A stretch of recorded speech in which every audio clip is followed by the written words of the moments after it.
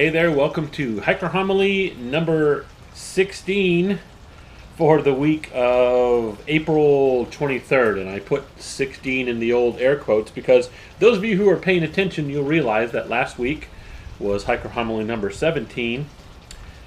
But that was a misnumber. I blew that. I thought I had already done a number 16. I had not. So I ended up skipping 16 and putting it all, and rather than re-editing the video and all that at the beginning to change the number and all that kind of stuff, because I would have to do that,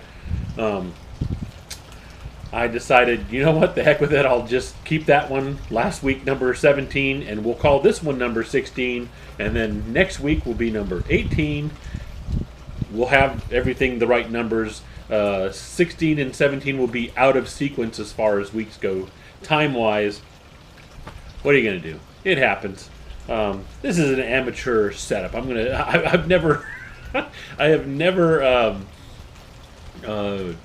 tried to pass this off as some kind of professional. I don't have a crew or continuity folks to keep track of all that kind of stuff, and you know, I keep notes and things like that, but I totally blew it last time, and instead of actually looking at the notes and paying attention to what I had posted,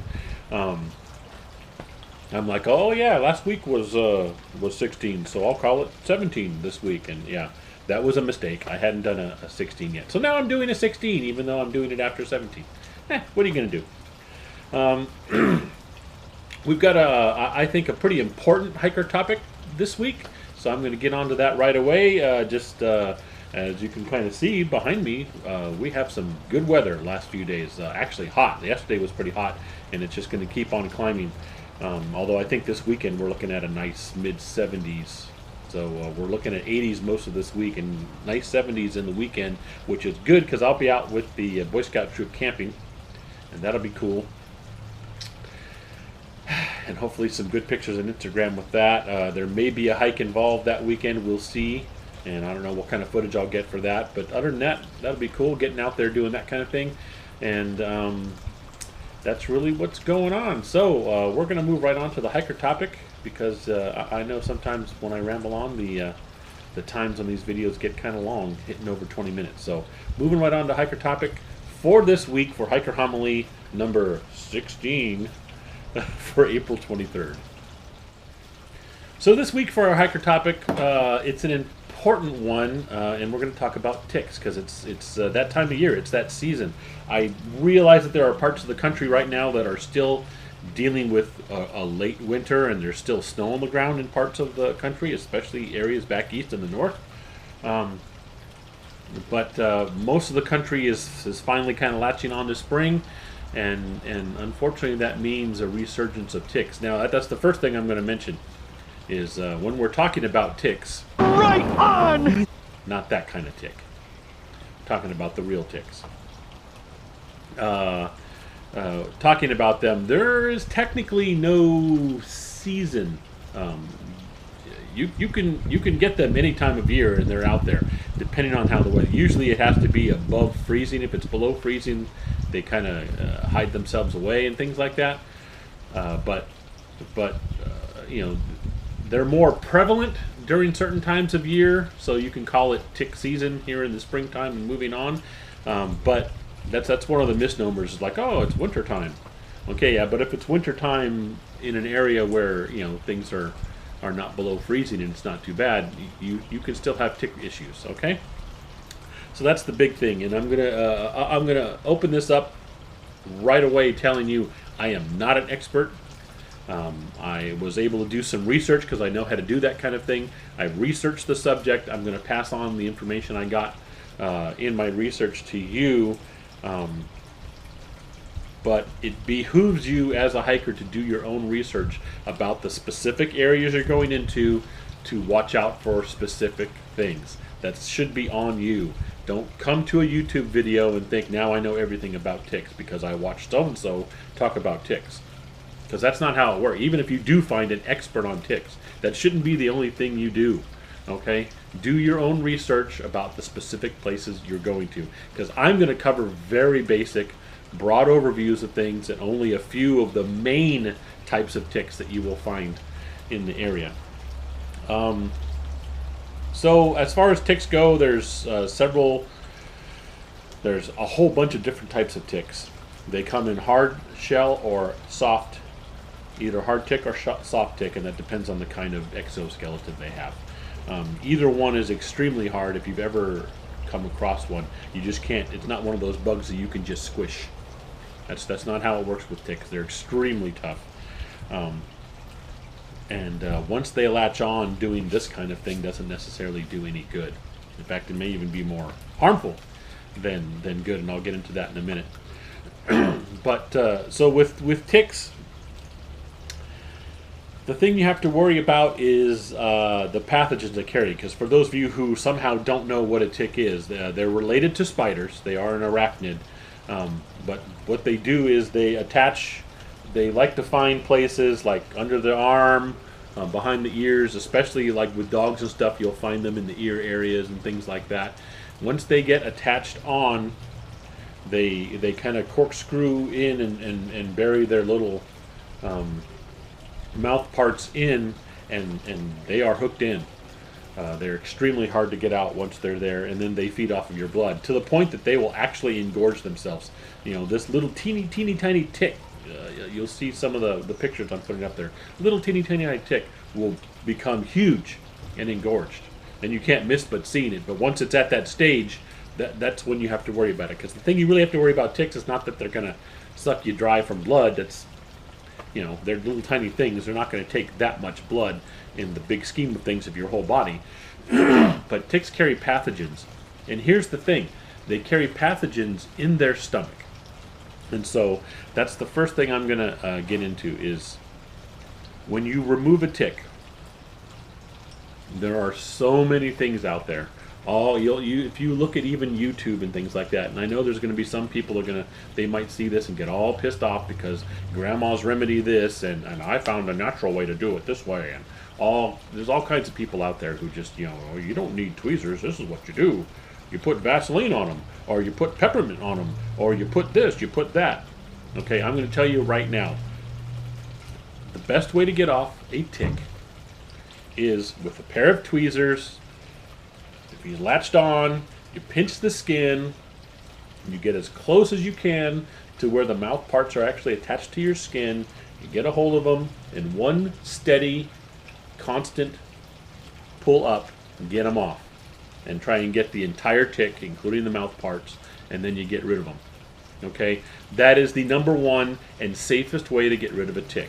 Now, will all these little special remedies, oh, if I put heat near him, he'll back out. If I put Vaseline over him, he starts to suffocate and backs out. Peppermint does the same thing, and this special ointment and this, blah, blah, blah. Yep, those things will actually get the tick to detach. That is not the issue. Because, see, that's the problem. People who come up with all these things, they think the goal is just get the tick off, okay? The goal is not just to get the tick off. The goal is to get the tick off without it freaking out and regurgitating what's in its stomach back into you, because that's where the pathogens are. Now, if you put fire or heat near the tick to make it back out, that's going to upset it. It's going to regurgitate back into you, or there's a better chance that it will do that. Same thing with covering it with any kind of a salve or oil, a peppermint, Vaseline, all the different things I've seen suggested. Oh, just put this over the chicken, it will freak out and suffocate. And okay, while it's freaking out and backing out of you, it's puking up into your bloodstream pathogens that it's carrying in its stomach, or it can be. It's the potential. Okay, so again, get it with the tweezers. Pull it out quickly. That is the best thing. And the key thing for that is if you can do that in the first 24 hours before it's completely fully latched on and starting to engorge itself, so it's got a whole bunch in its stomach, so when you start messing with it, there's a better chance of it to, if you can get it as soon as possible and pull it straight out, that is the best way to get rid of a tick. And that leads right into the whole thing that is why when you go out, you do a tick check when you come back in. Anytime you're hiking, gardening, taking a walk, any place you were out there where it's possible that you picked up a tick, you check.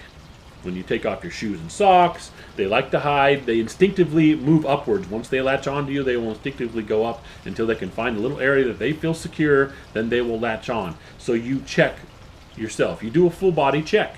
Look for these ticks. They are teeny tiny, some of them, so you have to look very carefully. Every little speck needs to be scrutinized to make sure you don't have a tick.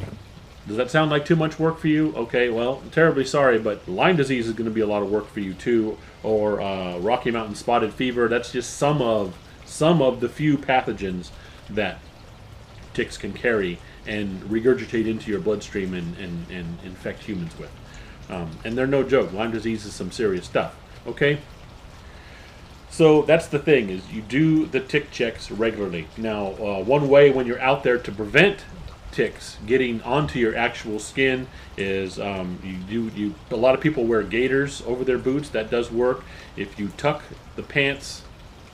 your pants into your socks and then have your socks pulled up, that multiple layered thing, as I say, ticks like to crawl upwards if they can, kind of instinctually, and so tucking like that will help and keep them from getting down into your actual skin. They may end up kind of stuck on the seam.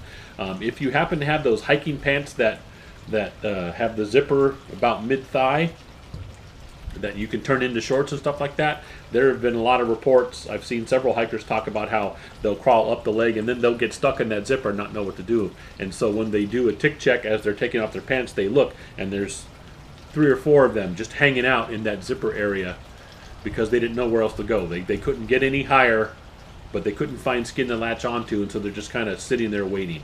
Okay, so check when you're done hiking. So, what parts of the country do you have to worry about ticks? Well, technically every part of the country. Okay, some areas more than most. Most ticks, like the more humid, grassy areas and things like that, a little wetter. They don't like the dry heat as much.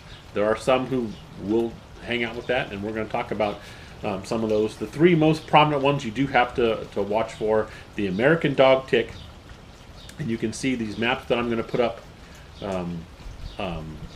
along with a picture of what it looks like. The maps I got from the Center for Disease Control website. As you can see, the American dog tick is mostly found in the east, almost anywhere east of what looks like most of the desert parts, the desert states. So you see most of central there, New Mexico, Arizona, all those, Nevada, a lot of the states that are predominantly desert and stuff like that. You don't see this tick too much there. It doesn't mean there are none, it's just that they're not really prevalent. They're not really an area, but they're all over the east and the south and that northeast area, and along the west coast of the California area and stuff like that, out in here to the Central Valley. So that's where you're going to find the American dog tick. The brown dog tick, as you can see, everywhere. There is no part of the country that they have not found these that are prevalent, so this is one you have to watch out for. And the black-legged tick is another very common one, and as you can see, it is mostly in the south and the Great Lakes area and things like that. So that's kind of the more prevalent ones. Now remember, there are many types of ticks, more than the 3 I've gone over, and they span all over the place. Okay, so you do have to watch out for that. Just be aware of the fact that I'm just going over the 3 most kind of prevalent ones that we see all over the place that may infect humans. But you know, again, do your research. The Center for Disease Control has a fantastic resource with a whole bunch of different ticks that you really have to watch out for in North America. If you're outside of North America, you're going to have to, find a resource that covers that too, because ticks are outside North America as well. But for hiking in North America, the Center for Disease Control has a very good resource for that, with maps, a whole list of different ticks to watch out for and where those ticks are prevalent and things like that. If you hike with your dog, that means you're going to have to do a tick check on them as well. That's very important. In fact, they are probably more likely to pick one up just because of the way they are, and they like to go into the brush, because ticks are like little fishermen. You see this guy that I'm posting up here? He's just hanging out on this little blade of grass, and they are absolutely amazing. You think if you go by quickly and stuff like that, there is no quickly enough to go by. If you brush against that blade of grass, he's going to get a hold of you, or she is going to get a hold of you, and then from there they're going to start their journey up and to find a place where they can latch on and get to your blood. And it's going to be the same thing with your pets, your dogs, anything like that. You should be doing if you live in any kind of these areas, you should be doing regular tick checks on them. I check my dogs occasionally. We haven't had too much trouble here in the Central Valley in our garden with that. I still check them just in case. And we use preventative measures and things like that, you know. So yeah, with ticks and things, that's what you're looking for. You want to try and prevent as best you can by wearing the proper clothing, proper covers when you're going to be in that area. Once you've been in an area like that, before you settle down for the night, whether you're out there backpacking, before you get into your sleeping bag and in your tent and things like that, or you got back from a day hike in your home and stuff like that, do a check. Check your clothing, check yourself for any signs of those kind of things. If you've been hiking with your pets, check them, make sure all that is clear. If you do find one, I'm going to reiterate it one more time. I know you might think this is rambling, but I think this is a very important point, because so many people want to talk about all the amazing inventions and all of this and all this. This is an incredible cure for ticks, and you just do this. Okay, I'm going to reiterate one more time. If you find a tick that is latched on, the best way to do it is to get a small pair of tweezers, get as close to the skin by pinching it to where it's connected to you. Clamp down on that part. Don't clamp down on its body, especially if it started to bloat already. Don't clamp down on its actual body. Clamp down on the actual mouth parts as much as you can get it, and one steady pull, get that tick off of you. Okay?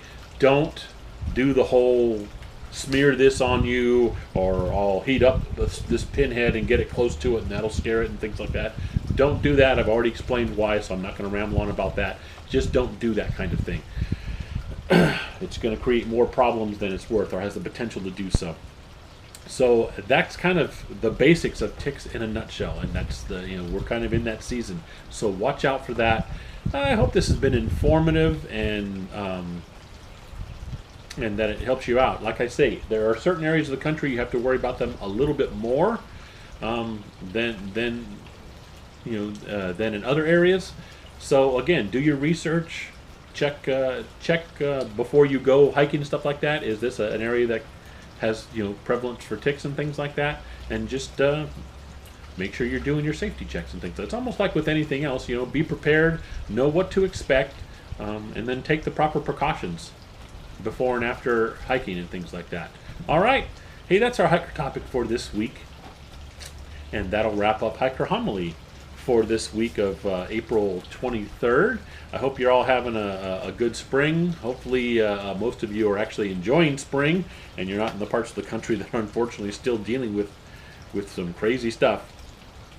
And other than that, we're going to, as always, I've always got to say it, thank you so much for those of you who are watching these. I appreciate that, sticking with me and all that kind of stuff. Thank you so much for watching. And that's about it. I'm going to go camping this weekend, and we'll talk about that maybe next week's Hiker Homily, depending on what kind of footage. I don't know if I'm going to have a full hike report, or if I'm going to just kind of give a little quick blurb next week on Hiker Homily. But either way, I'm going to see you next week.